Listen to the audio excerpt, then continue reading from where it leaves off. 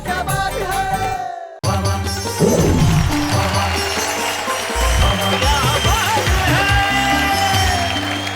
नमस्कार, आदाब, सत श्री अकाल। मैं हूं आपका दोस्त शैलेश ओड़ा, यानी कि आप मेरे इंतजार में बैठे हैं, मैं जानता हूं। एक बार फिर से हाजिर हूं लेके वही हंसी खुशी का खजाना, जहां पे हंसी भी है, खुशी भी है, आनंद भी है, मुस्कुराहट भी है, ठहाके भी है, कविताएं भी है, तालियां भी है, और है आपकी वाह वाह क्या बात है। जिंदगी में हंसी बड़ी जरूरी है साहब, लेकिन क्या करें, किसी ने बहुत ठीक कहा कि या तो दीवाना हंसे या वो जिसे तौफीक दे, वरना इस दुनिया में आके मुस्कुराता कौन है। हंसी तो बिल्कुल सपने किसी चीज हो गई है साहब। चलिए चलिए चलिए, बात हंसी की चली है और सपनों की चली है, तो मैं उसे बुला लेता हूं कि अगर ज्यादा देर तक नहीं बुलाया तो हो सकता है वो खड़ी खड़ी सपनों में खो जाए। बुलाते हैं मेरी को होस्ट नेहा के मेहता को।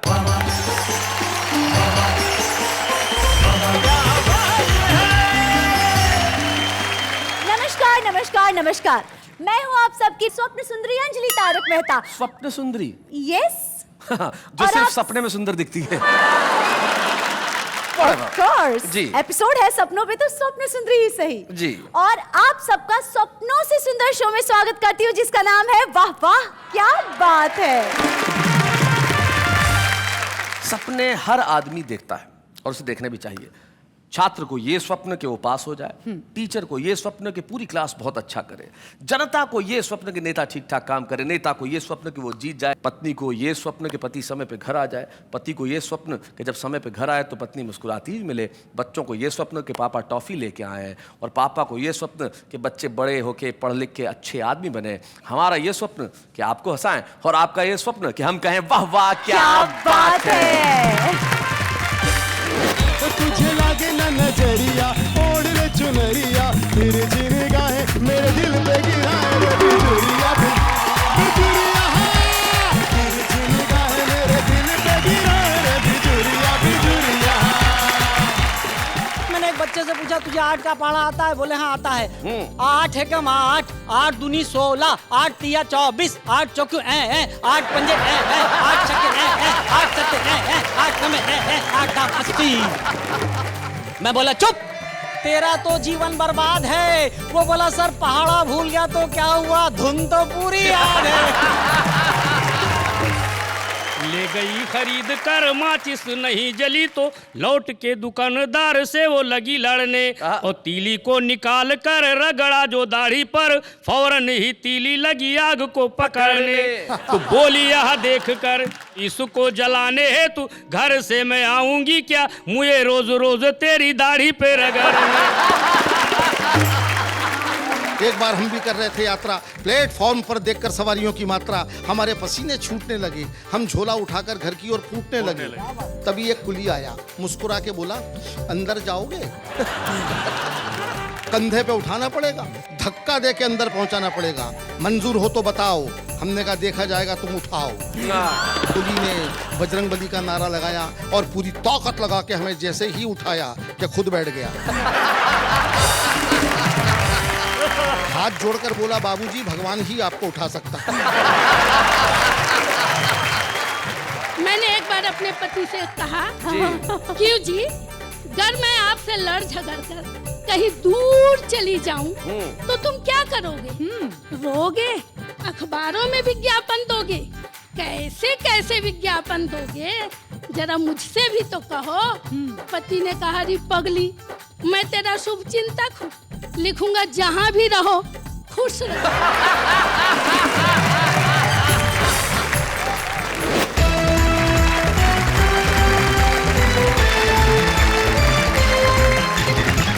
तो ये मिलकर कहते हैं एक बार वाह वाह क्या बात है।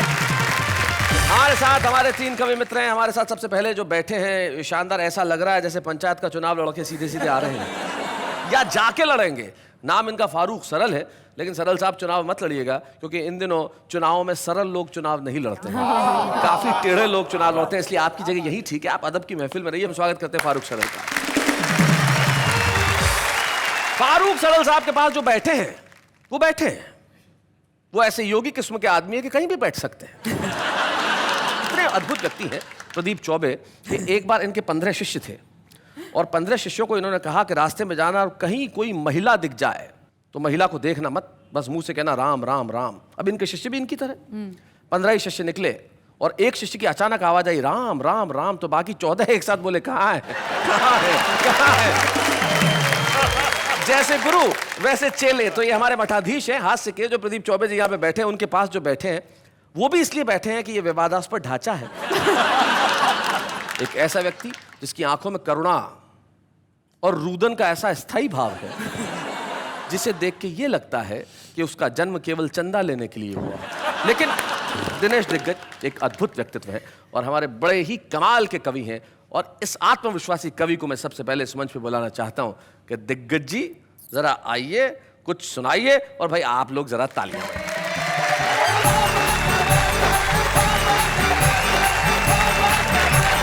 भाई साहब, आपने कहा नाम में क्या रखा है, सच बताता हूँ नाम में क्या रखा है, यहीं से बात शुरू करता हूँ जी।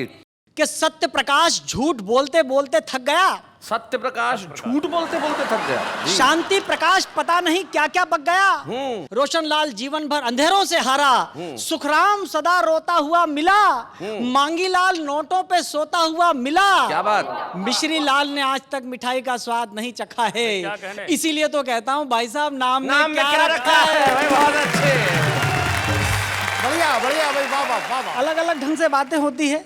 आप तो भाई साहब बहुत अच्छे स्कूलों में पढ़े, नेहा जी आप और ज्यादा स्कूलों में अच्छी पढ़ी। मैं तो उन स्कूलों में पढ़ा जहां पर मैं रेस में अकेला दौड़ा फिर भी सेकंड आया। अच्छा।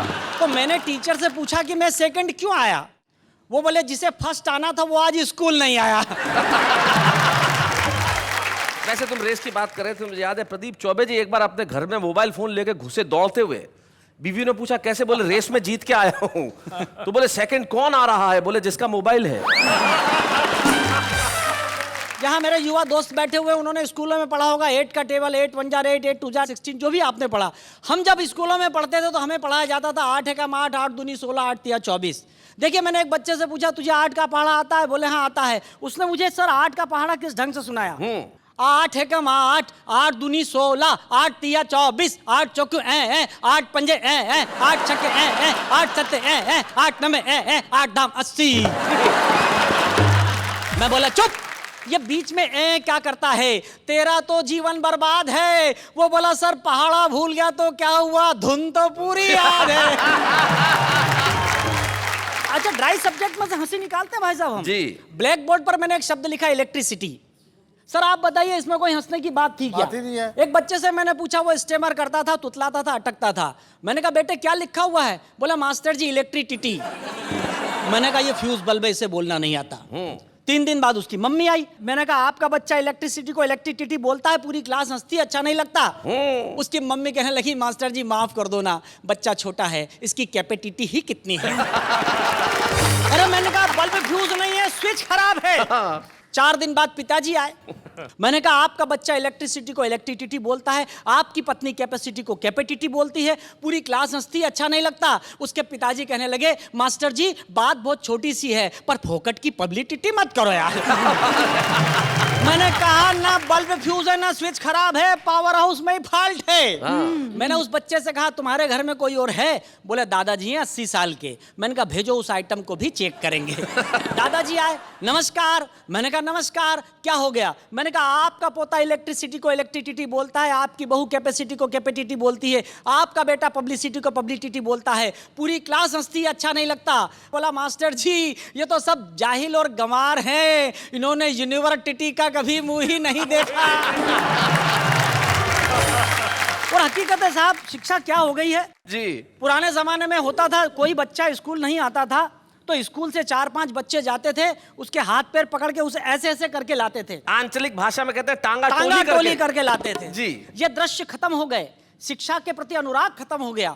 लेकिन मैंने आज से 4 दिन पहले मेरे शहर में यह दृश्य देखा। 4-5 स्कूल के विद्यार्थी एक को ले जा रहे टंगा टोली करके। मैंने कहा क्यों, ये विद्यार्थी क्या स्कूल नहीं आ रहा है? बोले ये विद्यार्थी नहीं है, मास्टर है। 1.5 महीने से नहीं आ रहा, मिड डे मील खा के जाता वहीं रह जाता है। अभी मैंने नई कार खरीदी, जब लेकर निकला तो अचानक बंद हो गई। मैंने सोचा शायद पेट्रोल खत्म हो गया होगा। सामने ही मेरे मित्र रहते थे। मैंने कहा नरेंद्र जी शायद मेरी कार में पेट्रोल खत्म हो गया, कोई हेल्प करो। वो बड़ी गंभीर मुद्रा में अंदर गए और एक माचिस लेकर आए। मैंने कहा इससे क्या करूंगा?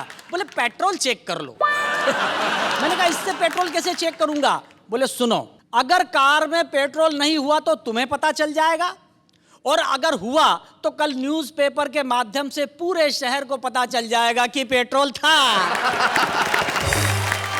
लोगों के मदद करने के तरीके बदल गए। बधाइयां कम मिलती है भाई साहब, आजकल धमकियां ज्यादा मिलती है। जी। धमकियों पर एक कविता, फारूक भाई, प्रदीप जी सुनिएगा, कि पिछले दिनों एक धमकी भरा एसएमएस हमारे पास आया। एसएमएस पढ़कर सिर चकराया। लिखा था, दिग्गज जी, हम आपके जीवन का सुख चैन तोड़ देंगे। अगर 50 लाख रुपया नहीं दिया तो आपका नाम किसी आइटम गर्ल से जोड़ देंगे। एसएमएस पढ़कर मैं हो गया पसीना पसीना। जी। मैंने कहा, बदनाम हो गया तो मुश्किल हो जाएगा जीना। मैंने मदद के लिए तुरंत एक नेताजी को फोन लगाया। यह मेरी सबसे बड़ी गलती थी। मैंने मदद के लिए एक नेताजी को फोन लगाया। फोन स्वयं नेताजी ने उठाया। बोला, दिग्गज जी, क्या हाल चाल हैं? मैंने कहा, चाल तो ठीक है, हाल बुरा है। मेरे सीने पर धमकियों का छुरा है, मेरी मदद कीजिए। मदद शब्द सुनते ही वे आवाज बदल कर बोले, इस मार्ग की सभी लाइनें व्यस्त हैं, कृपया कुछ देर बाद डायल कीजिए। तभी मुझे मेरे एक वरिष्ठ कवि मित्र का ख्याल आया। मैं नाम नहीं बताऊंगा, नहीं तो आपको पता चल जाएगा कि मैं प्रदीप चौबे भाई साहब की बात कर रहा हूं। तभी मुझे मेरे एक वरिष्ठ कवि मित्र का ख्याल आया। मैंने उन्हें फोन लगाया, कहा, गुरु, लोग हमें धमकियां दे रहे हैं, कोई मार्ग सुझाओ। वो बोले, मार्ग? हम तो हाईवे सुझा देंगे। जरा डीप में जाके समस्या बताओ। ओहो। मैंने कहा, गुरु, लोग मेरा नाम आइटम गर्ल के साथ जोड़ रहे हैं। आइटम गर्ल का नाम सुनते ही गुरु क्रोध में आ गए। मुझे लगा कि आज तो धरती और अंबर हिल जाएगा। धीरे से आकर बोले, जिसने तुझे धमकी दी है उसका मोबाइल नंबर मिल जाएगा। मैंने कहा, बिल्कुल मिल जाएगा गुरु। बोले, फिर तू ही डायल कर, हो जा शुरू। डायल तो मैं भी कर सकता था, कोई डिफरेंस नहीं है, पर फिलहाल मेरे मोबाइल में बैलेंस नहीं है। तो मैंने कहा, गुरु, क्या आप धमकी देने वाले को डराएंगे, धमकाएंगे या समझाएंगे? बोले, न डराएंगे, न धमकाएंगे, न समझाएंगे, हम एक नई टेक्निक अपनाएंगे। तेरा नाम डिलीट करके हम अपना नाम जुड़वाएंगे। क्या बात है, बहुत अच्छे। क्या कहने, वाह वाह वाह। अचानक वे शायरी करने लगे, अरे हजारों साल नरगिस अपनी बेनूरी पर रोती है, तब कहीं जाकर चमन में एक फूल खिलता है। और सच बात तो यह है कि आम आदमी को आजकल बदनाम होने का मौका ही कहाँ मिलता है। क्या बात है, वाह वाह वाह वाह। दिग्गज भाई, तुझे बधाई, तुझे धमकियां मिल गई, हमें कविता मिल गई। ये धमकियां नहीं थी, नई कविता के लिए नया प्लॉट है। वाह वाह, क्या बात है, वाह वाह, क्या बात।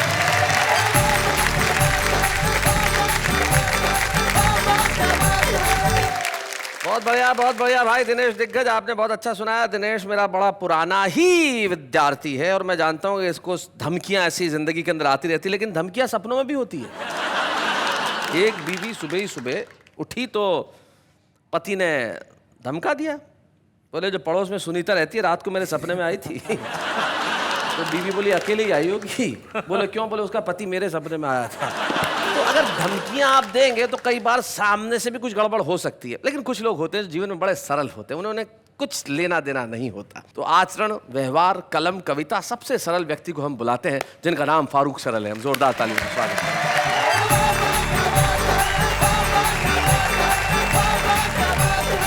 बहुत अच्छा लग रहा वाह में आके के। मैं सोच रहा हूँ 2 छंद अपने मिजाज के विपरीत पढ़ दूँ, जिसमें आप सरल नजर नहीं आ रहे हैं। मैंने जब परचून की दुकान खोली, ग्रोसरी स्टोर जिसमें घर का छोटा मोटा सामान मिलता हो जी, पहले ही दिन एक महिला माचिस खरीद के ले गई। बरसात के मौसम में माचिस थोड़ी सीली थी, वो जली नहीं, वापस करने आई। मैंने एक तीली निकाली और उसको थोड़ी देर तक अपनी दाढ़ी के ऊपर रगड़ा। माचिस सूख गई और मैंने जला के दिखाया। बोला, माचिस बहन जी बहुत अच्छी, इसको ले जाओ। लेकिन महिला बिगड़ गई, बोली, अब मैं माचिस से बिल्कुल नहीं ले जाऊंगी। मैंने कहा, तर्क के आधार पर उत्तर दो, माचिस क्यों नहीं ले जाओगी जब जल रही है? तो उसने जो तर्क दिया वो मैं पढ़ता हूँ, सुनिएगा। कि ले गई खरीद कर माचिस नहीं जली तो लौट के दुकानदार से वो लगी लड़ने, और तीली को निकाल कर रगड़ा जो दाढ़ी पर, फौरन ही तीली लगी आग को पकड़ने। तो बोली, यह देख कर इसको न ले जाऊंगी, पैसे कर वापस न बात दे बिगड़ने, और इसको जलाने है तू घर से मैं आऊंगी क्या, मुझे रोज रोज तेरी दाढ़ी पे रगड़ने।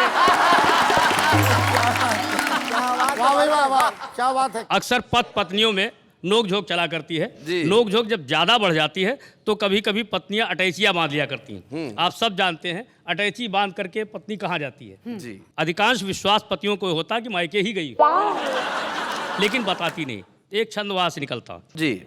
कि झगड़े के बाद बोली मैडम अटैची बांध, मुझे किसी भांति इस घर में न रहना। और मैंने कहा गुस्सा छोड़ो, पति पत्नी है हम, हमें मिलजुल के है सुख दुख सहना। वाह। बोली झुंझला के इस घर से तो उत्तम है मेरे लिए जाके किसी नरक में दहना। और मैंने कहा अच्छा यदि नरक में जाती हो तो मम्मी जी से अपनी मेरा सलाम कहना। अभी शैलेश जी ने कहा था कि मैं चुनाव लड़ने की मुद्रा में हूं, लेकिन उन्होंने मशवरा दिया था तो मैं थोड़ी देर के लिए चुनाव लड़ता हूं और मेरा दावा है कि मैं ही चुनाव जीतूंगा। उसका कारण यह है कि जो मेरा प्रतिद्वंदी है, प्रतिपक्ष में है, वो भी मेरे ही समान गुण वाला, दोष वाला है। अच्छा। तो थोड़ी देर के लिए मान लीजिए कि एक प्रत्याशी मैं हूँ, एक प्रत्याशी मेरा भाई दिनेश दिग्गज है। ठीक। दोनों में गुण दोष सब बराबर हैं। एक एक्स्ट्रा बाल वाला, एक बिना बाल वाला। थोड़े बहुत अंतर चलते हैं जी। वो अनुपात बराबर हो जाता है। अनुपात बराबर हो जाए। तो सुनेगा कि एक से बढ़कर एक लुटेरे, सब कुर्सी को खड़े हैं घेरे, एक दूजे पर आंख तरेरे, चोर चोर भाई मौसेरे। वाह। इस कुर्सी पर हम बैठेंगे कहीं और तुम किसको हमारे सिवा, बोलो चुनोगे तुम किसको हमारे सिवा, बोलो चुनोगे तुम किसको। पहली समानता, थोड़ा बहुत अंतर शब्दों का हो सकता है लेकिन अर्थवत्ता और गुणवत्ता दोनों की बराबर। जी।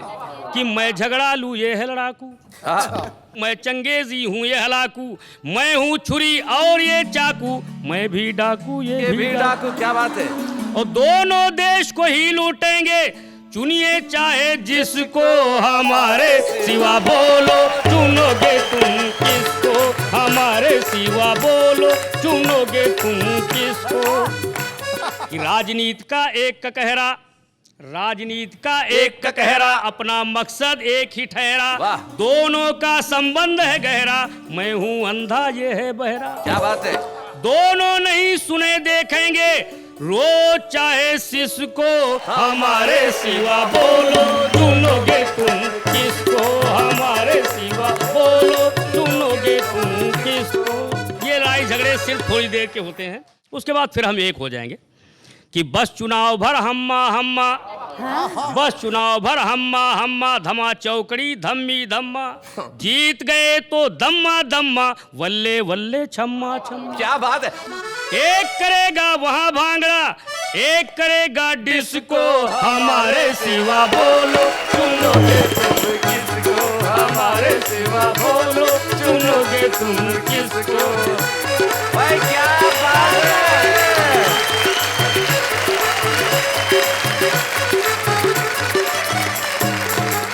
भाई फारूक भाई क्या बात है। आपके लिए मिलकर एक बार कहते हैं वाह वाह क्या बात है। सचमुच अगर हमारी बारी आई कि हम किसे चुने तो हम आपके सिवा किसी को नहीं चुनेंगे। क्या खूबसूरत गीत आपने सुना है, इतना बढ़िया व्यंग गीत। हमारे देश का हाल ऐसा ही है। लेकिन आपको क्या लगता है नेता सिर्फ यही सपने देखते हैं?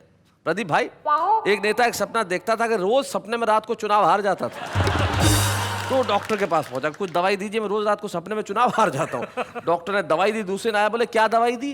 गड़बड़ हो गई। बोले क्या? बोले कल तक तो हार ही रहा था, आज तो जमानत जब्त हो गई। तो जिस देश में सपनों में भी ये हाल हो उस देश का क्या किया जाए। लेकिन कुछ लोग होते हैं जो हकीकत में इतना हंसाते हैं कि आप सपने भी उन्हीं के देखते हैं। प्रदीप चौबे उनमें से ऐसा ही नाम है जो हकीकत में आपको इतना हंसाएंगे कि आज रात को जब आप सोएंगे तो सपने में भी आपको प्रदीप चौबे नजर आएंगे। लेकिन डरावने सपने उसे नहीं कहते, वहां पे भी वो आपको हंसाने के लिए आएंगे। प्रदीप चौबे, जिन्हें मैं प्यार से और जो मुझे प्यार से मिस्टर चौबी कहते हैं। तो एक मिस्टर चौबी इधर है, एक मिस्टर चौबी उधर है। तो मिस्टर चौबी जरा आइए, हम आपके लिए जोरदार तालियां बजाते हैं। प्रदीप चौबे।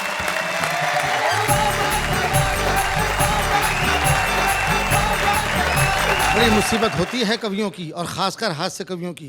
जो थोड़ा बहुत नाम मिल जाता है, लोकप्रियता मिल जाती है, तो उनके लिए संकट भी होता रहता है। मैं कॉलेज में कविता पढ़ने के लिए गया, कवि सम्मेलन में गया, तो वहाँ का एक नौजवान जो स्टूडेंट था वो मेरे पास में आके मेरे काव्य पाठ से पहले बोला कि प्रदीप जी आपको तो हम सुनते रहते हैं, लेकिन आपसे पहले अगर मैं 2 मिनट की पढ़ दूँ तो क्या मुझको आज्ञा देंगे, अनुमति देंगे। मैंने दया की उस पर, मैं कहा पढ़ ले भाई।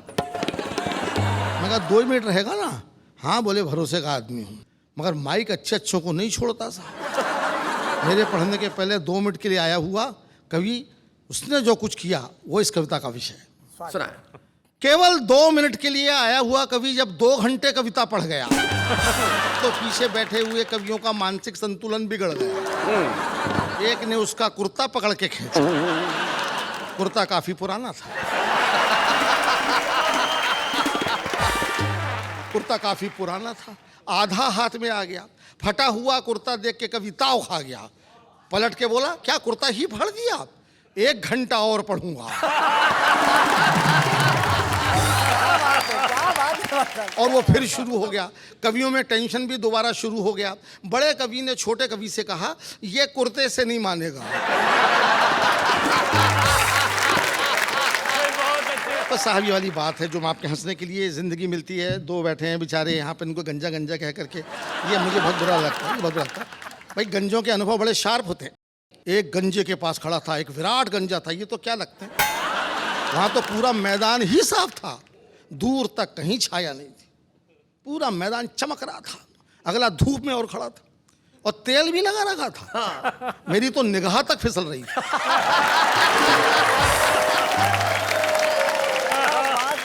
लेकिन उसके गंजत्व से आकर्षित होकर के मैं उसके पास पहुंच गया कि शायद कुछ देखने को मिले। तो गौर से देखा, दिखा साहब, उसकी खोपड़ी पे 2 बाल लहरा रहे थे। एक बाल सीनियर था, दूसरा जूनियर था। तो जूनियर बाल ने सीनियर बाल से कहा कि दादा, अपन दोनों आपस में शादी कर लें तो ये मैदान लहलहा जाए। तो सीनियर बाल बोला, ऐसा नहीं हो सकता भैया, इस देश में बाल विवाह पे पाबंदी है।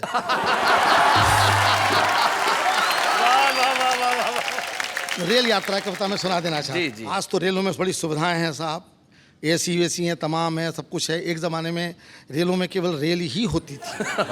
और अभी मैं गया आपके राजस्थान में, बीकानेर इलाके में, वहाँ पर आज भी मीटर गेज है, मीटर गेज।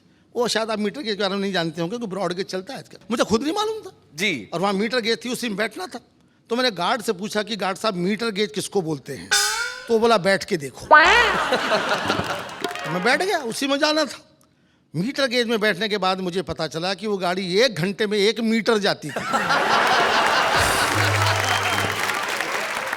और जब वो गाड़ी चली तो उसकी स्पीड देख के मेरे को रोना आ रहा था। अच्छा। तो मैंने गार्ड से पूछा कि गार्ड साहब, एक फ़ोन करके आ जाऊं तो क्या मैं दौड़ के गाड़ी पकड़ लूंगा? तो गार्ड बोला, बहुत तेज मत दौड़ना, वरना अगली गाड़ी में बैठ जाओगे। रेल की जनरल बोगी में सफ़र किया मैंने, आपको सच्ची का कविता सुना रहा हूँ। उसे रेल की जनरल बोगी इसलिए कहते हैं कि उसमें धक्के खाते खाते आदमी में जनरल जैसा विल पावर आ जाता है। तो उसमें जो कुछ हुआ बताता हूँ जी। भारतीय रेल की जनरल बोगी, पता नहीं आपने भोगी कि नहीं भोगी। एक बार हम भी कर रहे थे यात्रा, प्लेटफॉर्म पर देखकर सवारियों की मात्रा, हमारे पसीने छूटने लगे, हम झोला उठाकर घर की ओर फूटने लगे। तभी एक कुली आया, मुस्कुरा के बोला, अंदर जाओगे? हमने कहा, तुम पहुंचाओगे? वो बोला, बड़े बड़े पार्सल पहुंचाए हैं, आपको भी पहुंचा दूंगा, मगर रुपए पूरे 50 लूंगा। हमने कहा, 50 रुपया? वो बोला, हाँ भैया, 2 रुपए आपके बाकी सामान के। हमने कहा, यार सामान नहीं है, अकेले हम हैं। वो बोला, बाबूजी आप किस सामान से कम हैं? भीड़ देख रहे हैं, कंधे पे उठाना पड़ेगा, धक्का दे के अंदर पहुंचाना पड़ेगा, मंजूर हो तो बताओ। हमने कहा, देखा जाएगा, तुम उठाओ। कुली ने बजरंगबली का नारा लगाया और पूरी ताकत लगा के हमें जैसे ही उठाया कि खुद बैठ गया। ताकत लगा के जैसे ही उठाया खुद बैठ गया। दूसरी बार कोशिश की तो लेट गया। हाथ जोड़कर बोला, बाबूजी भगवान ही आपको उठा सकता है, हम क्या खाकर उठाएंगे, आपको उठाते उठाते खुद दुनिया से उड़ जाएंगे। तभी गाड़ी ने सीटी दे दी, हम झोला उठाकर धाए, बड़ी मुश्किल से डिब्बे के अंदर घुस पाए। डिब्बे के अंदर का दृश्य और घमासान था, पूरा डिब्बा अपने आप में हल्दी घाटी का मैदान था। लोग लेटे थे, बैठे थे, खड़े थे, जिनको कहीं जगह नहीं मिली वो बर्थ के नीचे पड़े थे। अच्छा। हमने गंजे यात्री से कहा, भाई साहब थोड़ी सी जगह हमारे लिए भी बनाइए। वो सिर झुका के बोला, आइए हमारी खोपड़ी पे बैठ जाइए। झल्लाया हुआ था बहुत। तभी एक भरा हुआ बोरा डिब्बे के अंदर चढ़ा, आगे बढ़ा और गंजे के सिर पर गिर पड़ा। गंजा चिल्लाया, किसका बोरा है?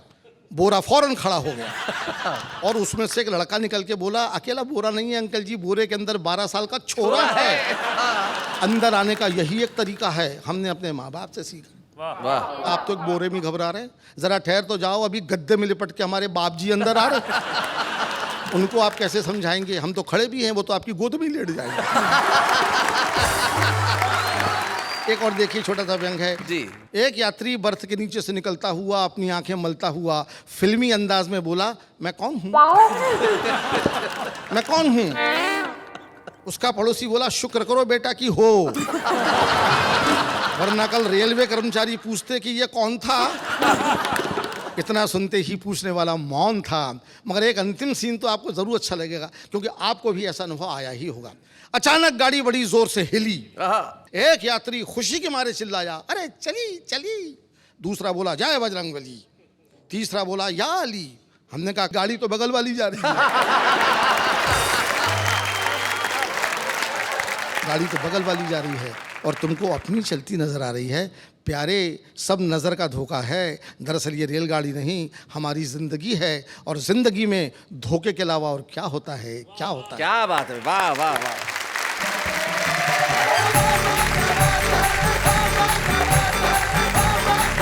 इस वक्त एक खास मेहमान को हम बुलाना चाहते हैं, एक ऐसा मेहमान जिसकी तरह गीत लिखने के लोग सपने देखते हैं, जिन्होंने जाने कितनी फिल्मों में गीत लिखे। एक बड़ा ही लोकप्रिय गाना हुआ था, सोनू निगम साहब ने अपने एल्बम में गाया था, बिजुरिया, उसके रचनाकार वो है। और सबसे बड़ी चीज़ ये है कि तिहरी प्रतिभा के धनी है। बहुत कम लोग होते हैं जो अच्छा लिखते हैं, बहुत कम लोग होते हैं जो अच्छा लिखते भी हैं और अच्छा गाते भी हैं, और उनके लिखे हुए गाने तमाम लोगों ने गाए। तो आइए उन्हीं से मिलते हैं, अजय झिंगरन।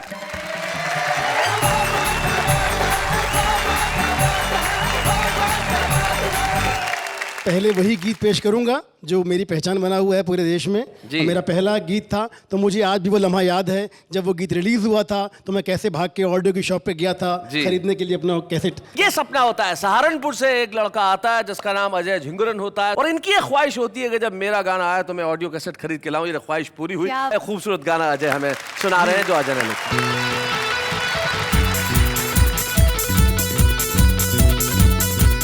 तुझे लागे ना नजरिया, क्यों ना ओढ़े तू चुनरिया। तुझे लागे ना नजरिया, ओढ़ ले चुनरिया। मेरे जिंदा है, मेरे दिल पे गिरा है रे बिजुरिया, बिजुरिया। मेरे जिंदा है, मेरे दिल पे गिरा है रे बिजुरिया, बिजुरिया। नैना मत वाले ये बाल घुंघराले, ये भोले भाले दिल पे चलाए छुरियां। महकी हवाएं भी यही गुनगुनाए कि दिल से दिल मिला ले या मिटा दे दूरियां। सुन बाकी रे गुजरिया, तो मैं हूँ तेरा ही सांवरिया। सुन बाकी रे गुजरिया, तेरा ये सांवरिया। तुझ पे ही मरता है नाम, तेरे करता है सारी उमरिया।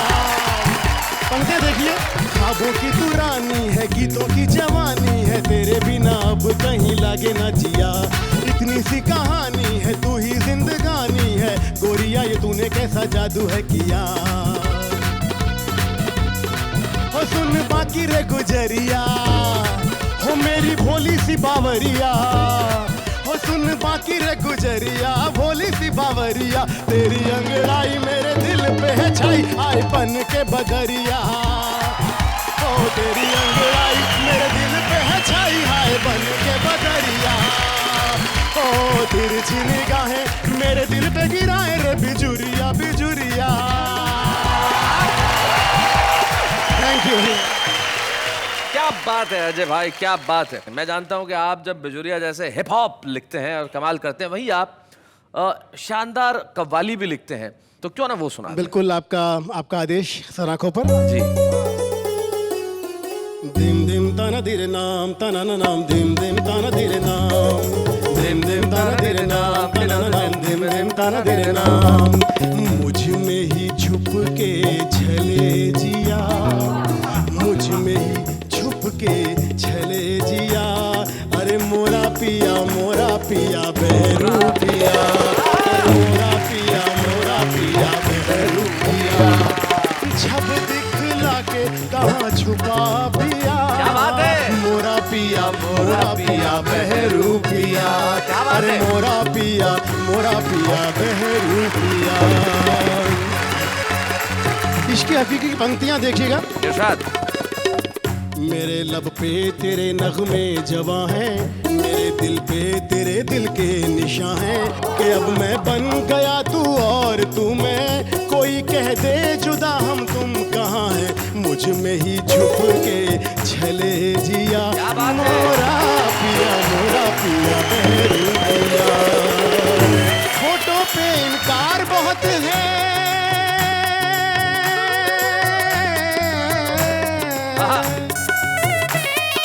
फोटो पे इनकार बहुत है, लेकिन तुमसे प्यार बहुत है, पहन लिया है रूप तुम्हारा मेरा ये श्रृंगार बहुत है, मुझ में ही छुप के छले जिया, मोरा पिया बहरू पिया। क्या बात है? झूठी दुनिया में बहलावे जिया, झूठी दुनिया में बहलावे जिया, मोरा पिया बहरू पिया, मोरा पिया बहरू पिया।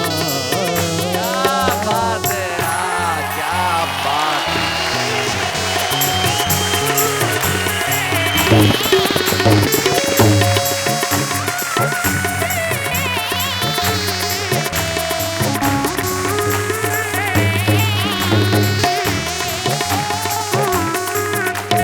भाई क्या बात है, अजय झिंगुरन जी ने जिस ढंग से, जिस अंदाज से अपनी रचनाओं को यहाँ सुनाया, उससे ये साबित होगा कि कविता हर जगह बसती है। ऐसे बहुत सारे छुपे रुस्तम होते हैं जो जिंदगी में किसी भी मुकाम पर रहें लेकिन अपने कवि को मरने नहीं देते। जैसे कि सबसे कठिन काम अगर इस देश में कोई है तो वो है हाउसवाइफ होने का। ट्रू।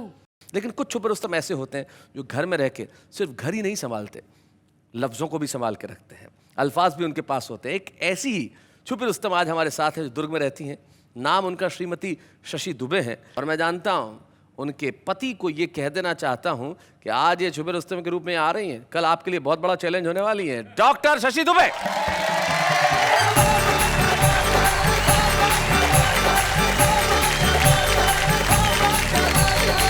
शैलेश जी, जी तनाव से चेहरे पर पिंपल पड़ते हैं, जी। रोने से चेहरे पर रिंकल पड़ते हैं, आहा। इसलिए वाह वाह क्या बात है देखकर मुस्कुरा दो, क्योंकि मुस्कुराने से चेहरे पर डिंपल पड़ता हाय हाय, भाई क्या बात है, क्या बात है। बहुत अच्छे। है। एक कुंवारी कन्या ने बुजुर्ग महिला से पूछा, प्यार और शादी में क्या भिन्नता होती है?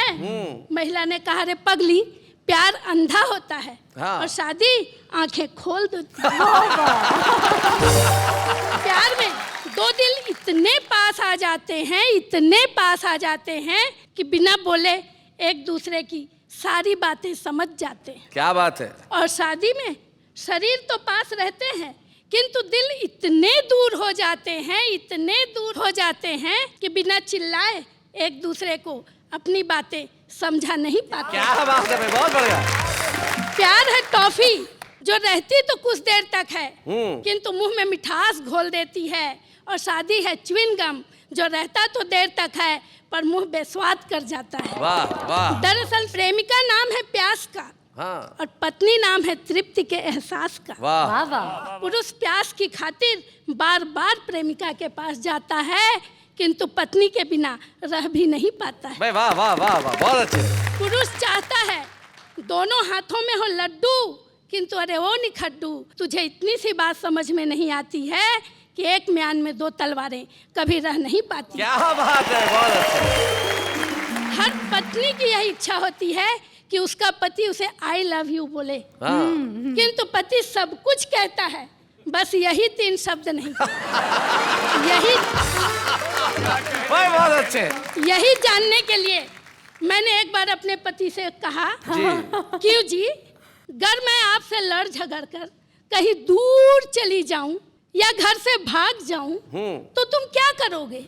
रोगे, पछताओगे, मेरी याद में आंसू बहाओगे, अखबारों में विज्ञापन दोगे, कैसे कैसे विज्ञापन दोगे, जरा मुझसे भी तो कहो। पति ने कहा, री पगली, मैं तेरा शुभ चिंतक हूँ, लिखूंगा जहां भी रहो खुश रहो। जैसे ही पति प्रवचन सुनकर घर आया आते ही पत्नी को गले लगाया। पत्नी हर्षाई, शर्माई, सकुचाई। अपने पति की यह अदा उसे बहुत पसंद आई। पूछा, क्यों जी, क्या गुरुजी ने रोमांस करने को कहा है? पति ने कहा, नहीं री पगली, अपने दुख को गले लगाने को कहा। एक पत्नी ने अपने पति से कहा, क्यों जी, जब हमारी नई नई शादी हुई थी तब तो आप बड़ा प्यार जताते थे। मैं खाना बनाती थी, आप मुझे प्रेम से निहारते थे, पहले मुझे खिलाते थे, फिर खुद खाते थे। अब आपके प्यार को क्या हो गया है? पति ने कहा, री पगली, अब तुझे खाना बनाना आ गया। चले जी, अभी आप कह रहे थे सपने देखना चाहिए। हाँ। तो मैं आपसे कहना चाहूंगी कि सपने भी सोच समझकर देखना चाहिए जी। एक बेरोजगार नवयुवक ने भगवान के सामने अर्जी लगाई, अपनी छोटी सी डिमांड बतलाई। हे भगवान, एक जॉब दे दे, एक बंगला, एक बड़ी सी गाड़ी जिसमें बैठी हो मेरे साथ कन्या कुंवारी। भगवान की कृपा से खुल गया उसका भी मुकद्दर और गर्ल्स कॉलेज की बस चला रहा है बनकर ड्राइवर। एक नवयुवती जिसने देखी थी पिक्चर शोले, बार बार भगवान के सामने यही डायलॉग बोले, हे भगवान, मुझे कुछ नहीं चाहिए, मेरी माँ को एक दामाद दे दे। भगवान की कृपा से उसकी भी किस्मत खुल गई और उसकी तो नहीं, उसकी छोटी बहन की शादी हो गई।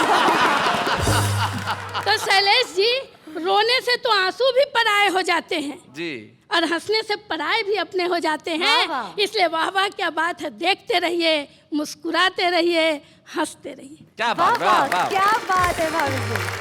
तो भाई शशि दुबे जी ने आज यहाँ पे कमाल कर दिया, जो छुपे रुस्तम के रूप में आई और जिस आत्मविश्वास के साथ कविताएं पढ़ी, निश्चित तौर पे अब ये छुपे रुस्तम नहीं रही। सारे मुल्क में प्रसिद्ध होने के लिए अब आप तैयार हो जाइए। आपकी कविताएं आज सारी दुनिया ने सुनी है और कल जब आप जाएंगी लोग आपके ऑटोग्राफ लेंगे और कहेंगे आप वही है ना जो छुपे रुस्तम में आई थी। आइए हम आपके ऑटोग्राफ के इस जीवन की शुरुआत करते हैं और आपको एक स्मृति चिन्ह देना चाहते हैं कि आपकी सफलता का प्रारंभ उस मंच से हुआ जिसका नाम है वाह वाह क्या बात है।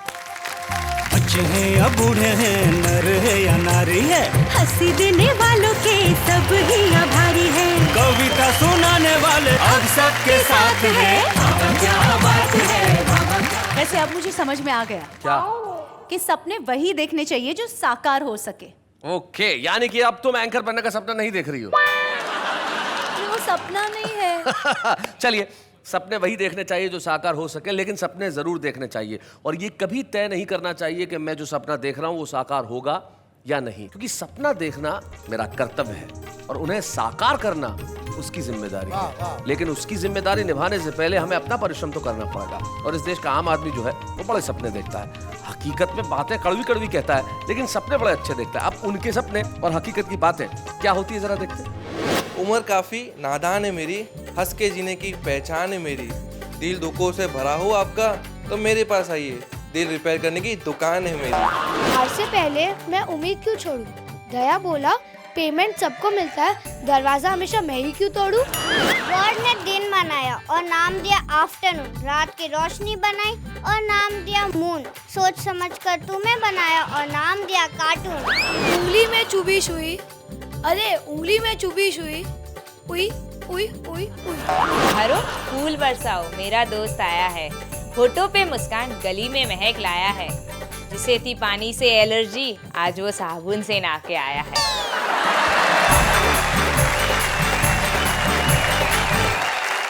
तो भाई ये जो हमारा कॉमन मैन है, जो आम आदमी बड़ा कमाल करता है और हमारे देश में जो 80% देश गांवों और कस्बों में बसा हुआ है वो हमारा देश आम आदमी ही है। वहां पे अगर कोई व्यक्ति तरक्की करता है तो बड़ी खुशी की बात होती है। दिनेश दिग्गज एक ऐसे व्यक्तित्व का नाम है, एक ऐसा कवि जिसने बहुत मॉडरेट अपनी शुरुआत की लेकिन तरक्की की राह पे वो बढ़ता चला गया। हम मिलकर सम्मान करते हैं आज उज्जैन से आए दिनेश दिग्गज का। बच्चे हैं या बूढ़े हैं, नर है या नारी है, हंसी देने वालों के सब ही आभारी है, कविता सुनाने वाले सबको हंसाने वाले अब सबके साथ है। बड़ी खुशी की बात है कि आज दिनेश जी की पत्नी यहाँ पे उपस्थित है, प्रेमशीला श्रीवास्तव। मैं उन्हें इस मंच पे आमंत्रित करता हूँ। आइए प्रेमशीला श्रीवास्तव। प्रेमशीला जी, स्वागत है आपका। धन्यवाद। आपकी अरेंज्ड मैरिज है या लव मैरिज? Arrange marriage. लेकिन हमें तो विश्वस्त सूत्रों द्वारा ज्ञात हुआ है कि ये लव मैरिज थी। ये सब लोगों को पता लग जाएगा इसलिए। मतलब अरेंज बता रही है, तो लव मैरिज बताने में क्या दिक्कत है? मतलब इनसे प्यार हुआ, इसमें शर्मिंदगी है? तो क्यों? क्योंकि सभी लोग सुन रहे होंगे। भाई देखो, भारतीय संस्कृति देखिए कि सभी लोग सुन रहे हैं, तो मैं सबके सामने नहीं कह सकती कि मैं पति से प्यार करती हूँ। भाई वाह वाह, इस संस्कृति को प्रणाम करते हैं, बहुत अच्छे। क्या कैसा व्यवहार रहता है घर में इनका? डरते हैं मुझसे बहुत। क्या आप मतलब पीटती वीटती हैं, क्या करती हैं? नहीं, पीटती नहीं है, फिर भी डरते हैं, खाली धमका रखा है? अच्छा अच्छा। आज आप कैसा महसूस कर रही हैं? आज मुझको बहुत खुशी हो रही है कि आपने यहाँ इनको सम्मान किया और मुझे भी बुलाया। बहुत बहुत ज़्यादा खुशी हो रही है। क्या बात है, वाह वाह, बहुत स्वीट है। दिनेश, आप कुछ कहना चाहते हैं? निश्चित रूप से आज खुशी का इसलिए भी मौका है कि जहाँ मेरी पत्नी और मुझे आपने सम्मानित किया, लेकिन उससे बड़ी बात यह है कि मेरे परिवार के जो सबसे अहम और बड़े सदस्य हैं, हमारे आचार्य पीठ के जो सबसे बड़े सदस्य हैं, यानी आप, वो आप मेरे साथ हैं। और शायद ज़िंदगी में ईश्वर से मैंने अगर और कुछ भी मांगा होता आज के दिन तो मिल जाता, पर आज आपने मेरा जो सम्मान किया आपकी उपस्थिति में, आपके हाथों से, शायद मैं इस जन्म में नहीं भूल पाऊंगा। और अगला जन्म अगर मुझे मिला तो आपको बड़े भाई के रूप में ढूंढना मेरी पहली प्राथमिकता होगी।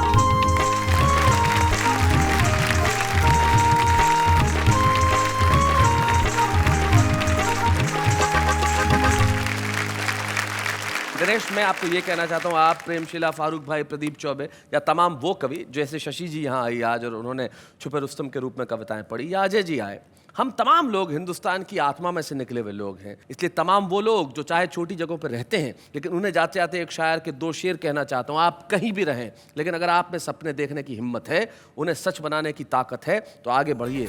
ज़माना आपका इंतजार कर रहा है। तब मैं कहता हूँ कि दिल आंखें बंद करके भी वो चेहरा देख सकता है। वो तमाशा ही नहीं है, मगर तमाशा देख सकता है। और हम खिड़कियां दरवाजे बंद कर ले तो भी क्या होगा, जो सूरज है उसे जमाना देख सकता है। वाह वाह, क्या बात है।